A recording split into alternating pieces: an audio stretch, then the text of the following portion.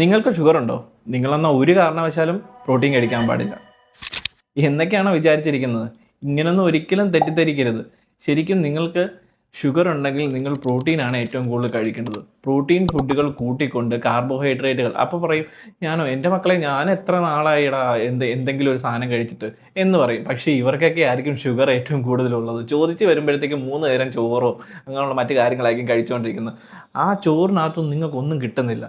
ആ ചോറ് അല്ലെങ്കിൽ ചപ്പാത്തി, അപ്പം ഇങ്ങനെയുള്ള സാധനങ്ങളെല്ലാം എന്ത് കഴിച്ചാലും, പുട്ട്, എന്ത് സാധനം കഴിച്ചാലും ഇതിൽ നിങ്ങൾക്ക് കാർബോഹൈഡ്രേറ്റ് ആണ്. അവിടെ നിങ്ങൾക്ക് ഉണ്ടാകുന്ന ഷുഗർ സ്പൈക്കാണ്.